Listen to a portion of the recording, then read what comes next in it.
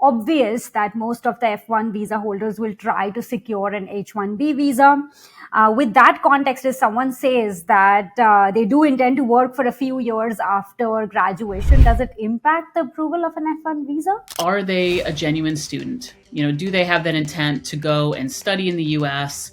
Are they a genuine, credible student with the ability to, take on going to a US university? Not everyone, has the dreams to go and work in America. I think many do with your answers. Now you have to be concise. You can't go on and on and on. These are short, these are relatively short interviews. These are 2 to 3 minutes at the most for, student visa interviews. So you want to be concise about your answers, but I would not offer one-word answers. Paying all this money, for a school that, has maybe a lower graduation rate than usual or quite a low standard for admission. And so that can sort of raise red flags and raise questions about, what are your intentions? Are you really going to go there to study, or, do you have other intentions? How does this make sense for you and your family? Where is this money coming from? If you're taking a big loan, how are you going to pay it off? How does this make sense for you and your family?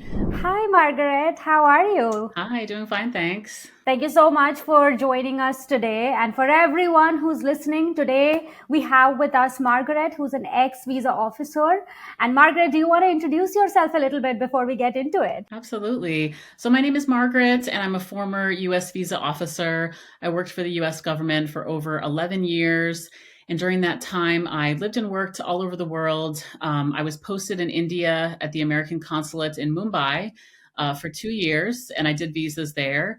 Did visas from all different categories, non-immigrant, immigrant, you name it. I was also posted in Europe and in Canada and worked in Washington, D.C. So that's a bit about my background. Since I've left government service, I've gone into the world of consulting, and now I work for Argo Visa, which is the world's first company that brought together former U.S. visa officers who have all done this work in various parts of the world. And what we saw when we worked inside the government is that there were so many visa applicants who were misinformed or not prepared for their visa interviews. And what we try to do now with our consultations is we help people to prepare and get ready to pass their US visa interviews, no matter the category. And we can help people to overcome hurdles, previous refusals, complicated cases. We run mock interviews for people. So, we really try to help them prepare, because I think that gives them the best possible chance of approval. So thank you for having me today, Priya. Thank you so much for sharing that. That's quite impressive. And for anyone who is listening, I'm sure you've figured out so far that today we are going to talk about F1 visa interviews and how to crack them right. We get so many questions from you all every day on all the rejections that are happening.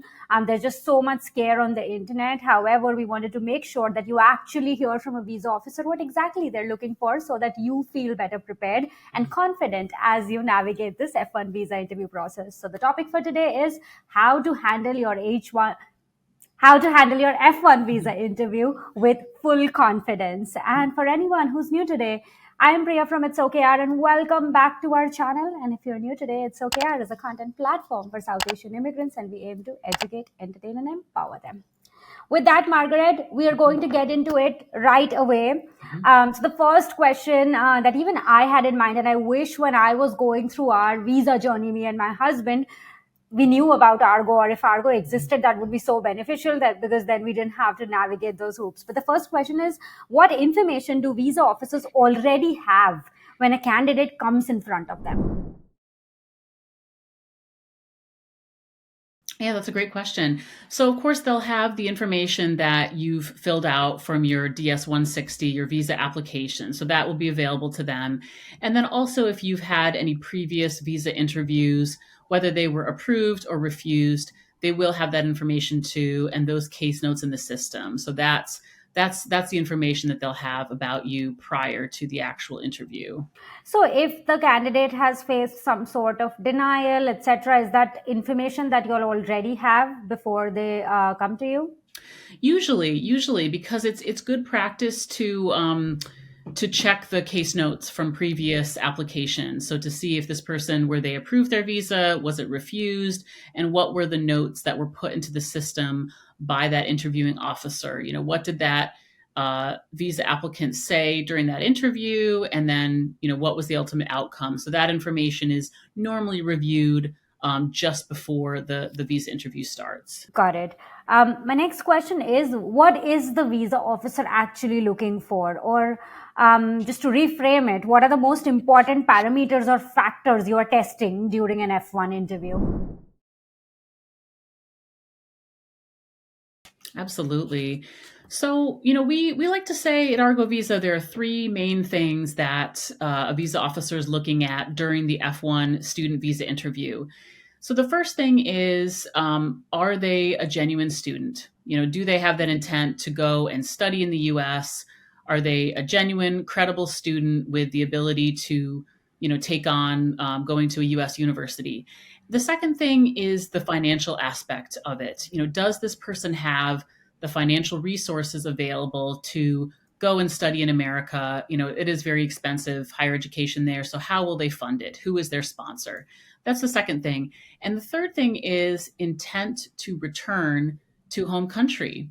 So, this is a part of the visa category, is that, this is not an immigrant visa. This is a visa to go and study, and you are supposed to have that residence abroad that you are not going to abandon. You're going to return to your home country after your studies. So what is your plan for that?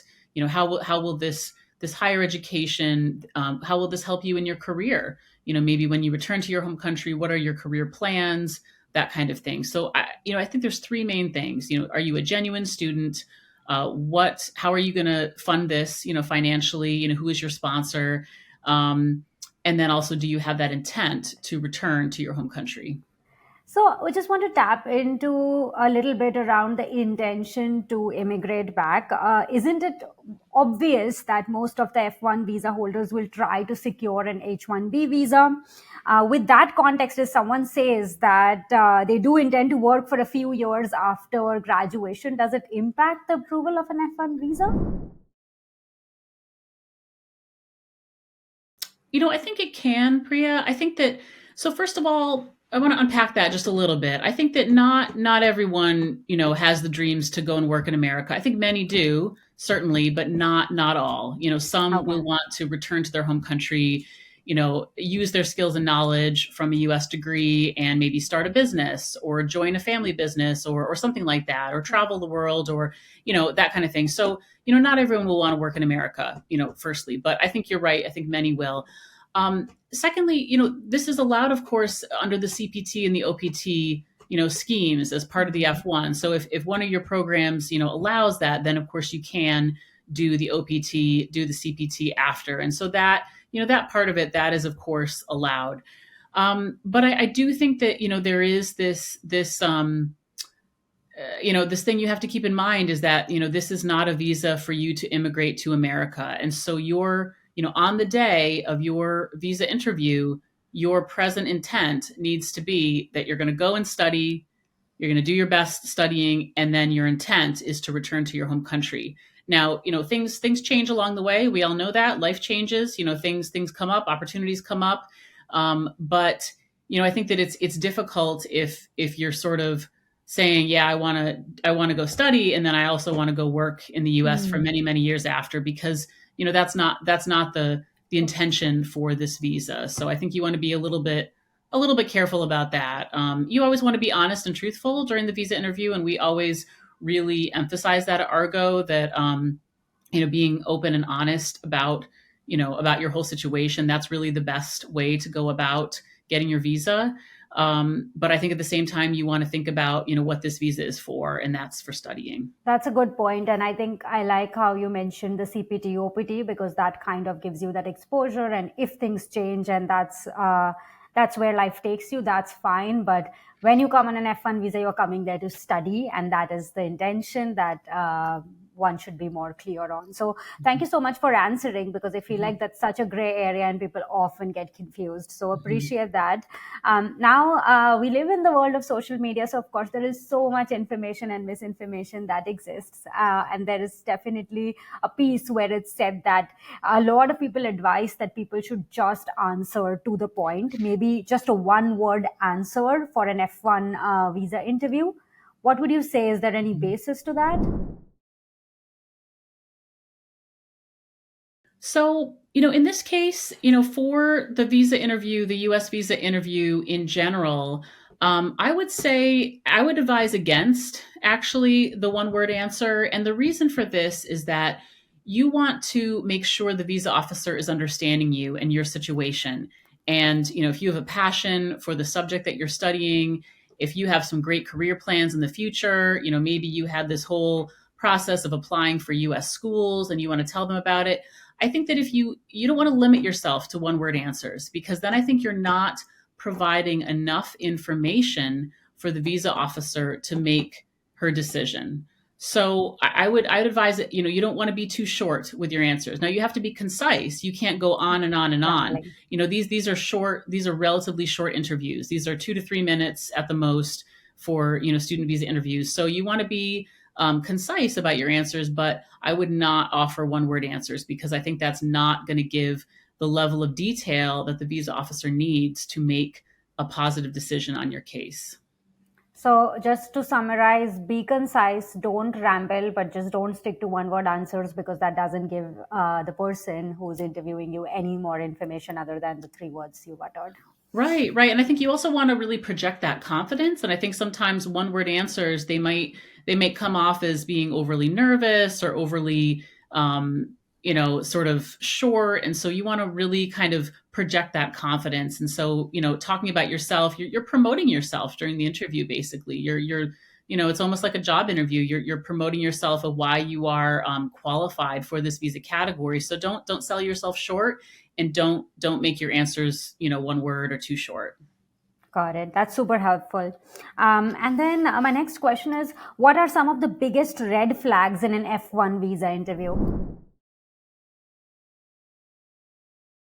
Yeah, so red flags. I think that one of the things that, sort of within the rubric of the three things that we talked about, so we can kind of take those in turn. So, the first one, in terms of being a genuine student, I think that one of the things that the visa officer is looking for is what sort of school were you admitted to? Is this like an Ivy League university? And then in that case, it's quite obvious why you'd want to go there.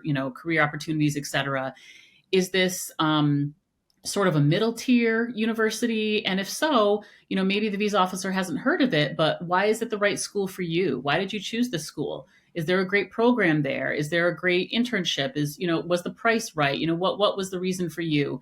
And then there's sort of these schools that are, quite easy to get into and maybe have lower bars for admission. And sometimes that can kind of raise questions for the visa officer, like, what is your intention? Why are you going all the way to the US, paying all this money, for a school that, has maybe a lower graduation rate than usual, or quite a low standard for admission. And so that can sort of raise red flags and raise questions about, what are your intentions? Are you really going to go there to study, or, do you have other intentions? So I think that that's one thing, school choice. And it is about how you explain it. It's about, why is this the right school for you? Even if this is a school that's, pretty small and not very well known, maybe for you, you heard about it from a friend or a recruiter, or a family member went there, or, whatever the reason was. But I think you have to add some personality and some kind of reasoning behind it to help them understand why this is the right school for you. So I think that's sort of, I guess, a red flag, if you will. Other red flags can be previous visa refusals. If you've been refused, especially multiple times in either the F1 category or other visa categories, that's something that, of course, will stand out to the visa officer, and they will scrutinize your case more heavily because of that. And so, and here, if I can sort of offer a plug for Argo Visa Services, it's one of our specialties is helping people who have previous visa refusals and helping them to unpack, why did that happen? tell us how that visa interview went. We can help you sort of troubleshoot, maybe where you went wrong, and help you figure out what are the highlights of your case. What are the things that are really positive that you need to bring out? What are sort of your weaknesses that maybe we can help you to overcome or to minimize, and sort of help you present yourself to the visa officer, because it is all about presentation. It's about, what you're telling them about yourself. So learning how to market yourself. But thank you Mm-hmm. for sharing that. I think I'll leave the details about Argo Mm-hmm. Visa also in the description box, Mm-hmm. especially if you've gone through a rejection of late and you're trying to reappear. Highly recommend checking them out. Mm-hmm. And if you watched us so far, please hit that like and subscribe button and leave a comment to let us know what kind of challenges you are facing. But Margaret, just want to tap in a little bit. We spoke a little bit about Mm-hmm. the schools that could lead to a rejection if the candidate is unable to frame it, especially if they are Mm-hmm. not going into one of the top tier universities. How much Mm-hmm. would you say factors like your financial health or the way you depict or answer your body language kind of leads to a rejection? Yeah, I think that all of those things can certainly factor in.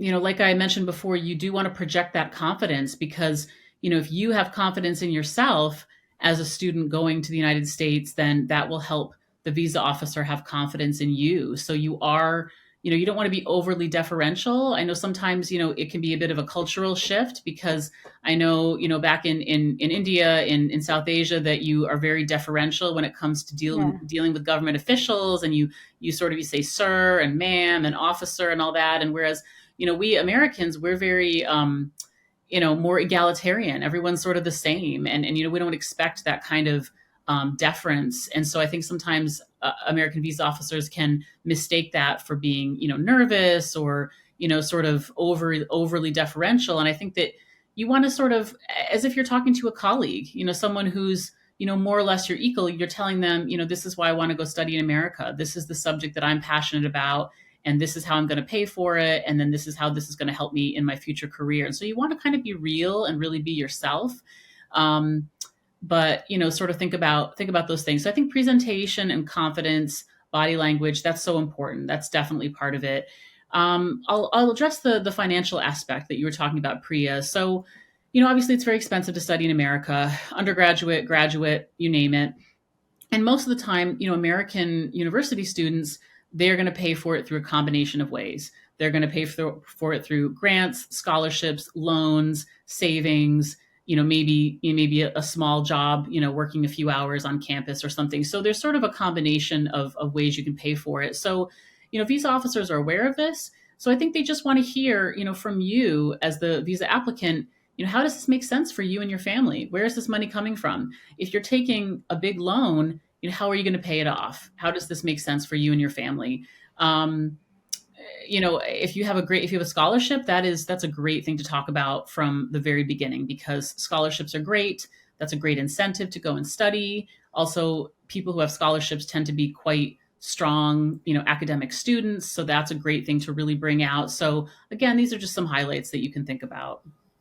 That's amazing. And just for us to summarize, for anyone to not go through a rejection, it's important to be concise, be comfortable having a conversation, know how to market yourself, don't sell yourself short. Talk about how you're going to support yourself financially, why you chose a particular university, and just depict that confidence and stick to the answers, and you're going to be okay. Is that an accurate summary of what could be a good preparation strategy? Yeah, I think so. Awesome. So I do want to tap into it a little bit. I know Argo Visa definitely helps people who are navigating visa rejections, but what are the chances of getting an approval if your visa was rejected earlier? Are there any tips that you would offer candidates who are going for their second or third interview after a rejection? Absolutely. So it's definitely possible. I mean, I think, like, many of your viewers will realize that, if you do have a previous refusal on your record, it does become a little bit more difficult, because you do have that hurdle to overcome. But at the same time, I know when I was working as a visa officer, there were definitely people that I would approve that were previously rejected, that I saw in a new light in some way. And so I think that one of the ways that you can try to be one of those people is you can try to present yourself in a new and different way. So, one of the questions might be, what has changed since your last interview? What's different about your case today from the last time that you applied? And so, for you, think about, what didn't I get a chance to share, with the visa officer last time? What didn't they understand? Did I forget to tell them about my scholarship? Did I forget to tell them that I'm super passionate about computer science, or, that I have a sponsor who's, got a good income, or whatever it was that you feel like was misunderstood? This is the time to really bring out that highlight. And that, like you said, Priya, that is something that, we at Argo really excel at. We can really help people to pinpoint what their highlights are and to help them, overcome those hurdles of previous rejections. And we've had some success there. Amazing. The next question is, if someone is applying for change of status from H4 to F1, what are the chances of rejection? And if they get rejected, why would they get rejected? Yeah. So in terms of chances, I mean, I think that it's probably similar to, the regular Yeah. statistics for refusals in terms of just applying for an F1. Although if you have been on the H4, sort of asking about your background there in the US.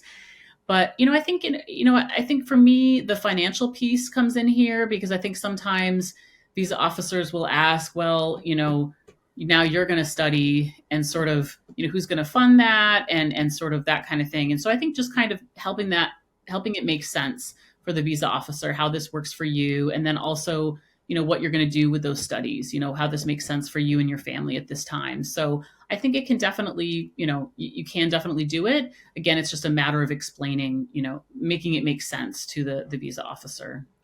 So, is this a place where, if you are asked what your plans are after getting an F1 visa, is it okay to say that you would go for an H1B after and continue to work, basically because you came on an H4 or you had a husband on H1B, or would you still recommend that the person sticks to why they are trying to get the F1 visa and the factors around it? I think in this case I would stick to, your own personal Okay. qualifications for the F1, and discuss about, how you're going to study, you're going to get the skills and knowledge, and then this is going to help you in your future career. Again, the F1 it's not an immigrant visa. You do have to overcome that presumption of immigrant intent. So, even if that's what happens down the road, you do just want to be a little bit careful, because they are looking at what are your ties to your home Okay. country. And someone who's been in an H4, they're going to have a few more ties to America. So I think that, you're not lying, you're not misrepresenting yourself, you're always being open and honest with the questions they ask. But I think you can sort of be a bit selective about, what you're sharing in terms of, you know what your ties are to your home country, and then about your career in the future, in a general sense. Yeah, that makes sense. Would you say that this is a good answer for someone who is trying to change their status from H4 to F1, and they answer what their plans are after, and they say something like they will use their OPT, CPT time and then decide what they are looking to do? Of course, they have ties back home and their family back home, so that's definitely something they'll consider. But they're looking to get the exposure, and in the process, they will figure out what their next steps look like if they don't have clarity. Is that a good answer? Yeah, I mean, I think that, no one really knows what's going to happen a few years down the line with careers. And so I think that, emphasizing that, your goal is to get through your studies and to do well, in your studies, and then, if available, to take advantage of the CPT, the OPT, and then going into whatever field it is you want to work in, whichever industry. And if you plan to return to your home country and work in that industry, if there's some great job that you're targeting, great, talk about that. If you're a little more, not so sure what you'll be doing, just talk in a general sense. But, keeping in mind the audience that you're speaking to, and that, they do need to check that box that you have this residence abroad, right? Yeah, no. That's super helpful. And I think we unpacked a lot of tips. And as long as people are sticking to the themes of F1 visa, which is around why you are using this visa, what the university is, what the finances are, being confident and showing your intention to immigrate and sticking to those, that's a good way to think about it. But last couple of questions as we are looking to wrap up. Can you share some of the most important things that one should be prepared for? I know we discussed it in detail, but want to make sure that we summarize this from you. Yeah, so, I think it's really those three main things, that you're sticking to. So I think you don't want to fill it with fluff. So I think what I saw, especially when I was back in India, doing all these visas, I was doing like 100 and 120 visas on the line every day and talking to so Oh. many people. And I think that there was a real sort of sense that, especially students felt like they had to say the exact perfect thing. And so they would sort of like memorize a speech and come in with that. And then they would, the first question out of your mouth, they would just start to recite this speech about, the university and, the green campus and, the faculty to student ratio and all these things that you could, if you wanted to, you could look that up on the university website. That was all there. And so I think that, I understood the intentions behind it because they wanted to say, something perfect and true and all that. But it actually just comes off as quite wooden and quite sort of artificial. And so I think that's definitely not what the visa officer is looking for. They don't want a canned speech. They don't want you to rehearse and memorize something and then, deliver it to them. They just want to hear from you as a person. Why is this important to you? Why did you choose this school? Tell us about your process. Why are you choosing this subject or this program of study? Tell us a little bit about, let your personality shine through a little bit. I think that, students, they can become very passionate about a subject. Maybe they're passionate about a certain career path. And so, let that shine through. Don't sort of, don't resort to, listing something about the university because, that's not really gonna help the visa officer see the real you and sort of see you as a genuine student. So, I think that's one thing to certainly think about. The financial aspect, which we've covered as well, but that does have to be, really emphasized because you do have to convince them that this makes sense for you financially. However it is that you're going to cover the cost, you have to tell them in a clear and convincing way that you and or your family, whoever's sponsoring you, that you have the resources for this and that you wouldn't have to resort to, employment in the US kind of thing, that you're there to study and you've got it covered. So, that's one point to think about. And then finally, that point about returning home, strong ties to home country, present intent to return to your home country. That's so I'd say really stick to those three things and don't go off on tangents with other things. Really kind of try to hone in on, how you check those boxes, and that's what you stick to during this short interview format. No, thank you. This is super helpful. Being able to hold a conversation will depict the confidence, and being able to be genuine will depict the passion. And I think you covered it so well. I do have a question because you spent some time in India and you said you were interviewing 120 students, and we spoke a little bit about the cultural nuances there. But based on your experience, talk to us about three or four things that Indians should keep in mind when they are appearing for these interviews. And Mhm. there's a pattern that you have noticed that generally could lead to a rejection. Yeah, so I've covered a few before, but I'll just go through those and then I'll add a few extras. So, the part about, not being overly deferential to, officers, you don't have to be saying sir and ma'am and officer and all this. Like that's almost like a waste of your breath, just sort of, try to think, how am I explaining this to a colleague about my dream to study in America? How am I going to explain this? And just, don't be overly formal with titles and all that.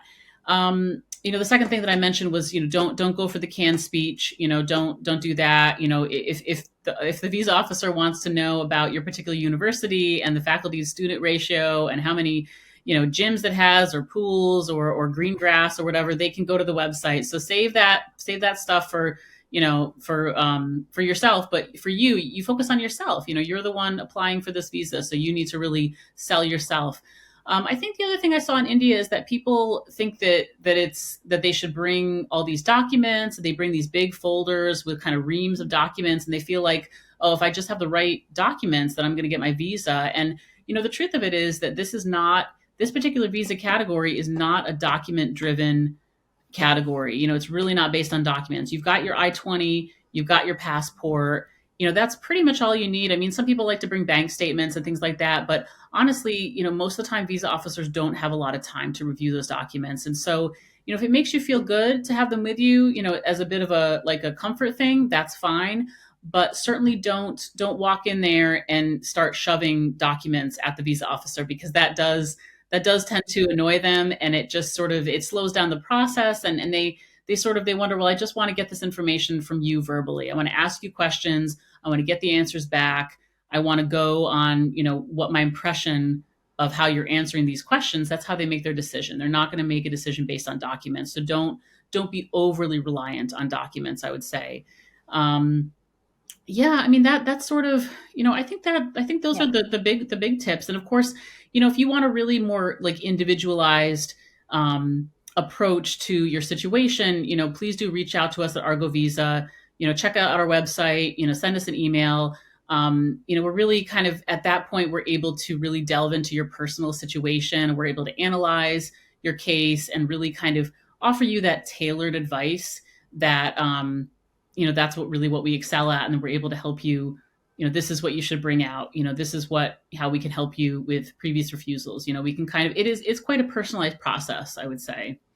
That's super helpful for anyone who's listening. But also, I just wanted to call that out. You will be spending so much money moving to the States. And if you've had previous rejections, or you watched every video available on the internet and you're still not feeling confident, then shelling some money to get that personalized consultation so that you feel confident going into the process is going to be key. So I recommend that to anyone. Of course, there is information, and if you think you can do well with it, please do that. And that is why we are having these conversations and bringing that. But if you still feel you're not there, then please don't put yourself with and go through the process with the same information and expect a different result. So at some point, we need to just be able to tell our story on what changed from the last time. So we appreciate that, Margaret. This was super helpful. And as we wrap up, the last question for you is, you mentioned F1 visa interviews last 2 to 3 minutes. What are some of the top questions that they generally ask in an F1 visa interview?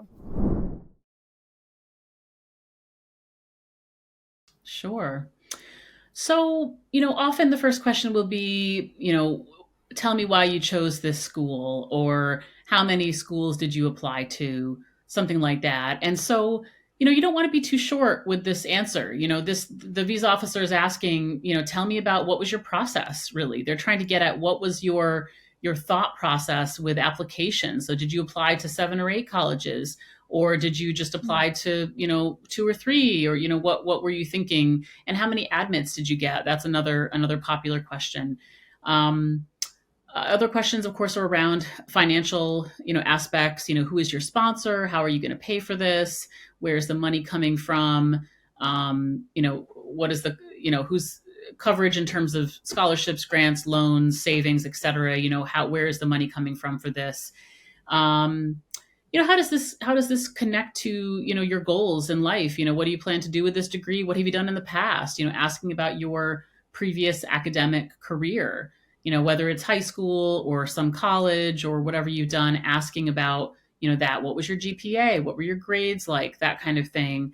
Tell me about your family. Tell me about your family in India. Do you have any family or friends in the United States? Tell me about them. Um, those are a lot of the big questions that they ask. Of course, they can ask anything. Anything can come up. Yeah. And I think one of the things that we do, at Argo, is we run these mock interviews with many consultations. We're able to, really kind of get people the practice, with how do you present yourself in that short, 2 to 3 minute situation. And we go over, the questions, and then we'll give you some feedback after and say, hey, this is how you can improve your answers. And I think people do find that quite helpful, because they, if they haven't really thought much about the interview format, it helps them realize, okay, this is what they're getting at with that question. let me try to fine tune my answer a bit so that I'm giving them the information that they need to make that decision about me. That's amazing. So, really, these will be mostly the questions that you will get asked. And Margaret, we have created some content around it, but I think it would be helpful for people to directly hear from you. If someone books a consultation with Argo, how does the process work? Like, are there multiple consultations, one consultation? Like, what goes on behind the scenes? Yeah.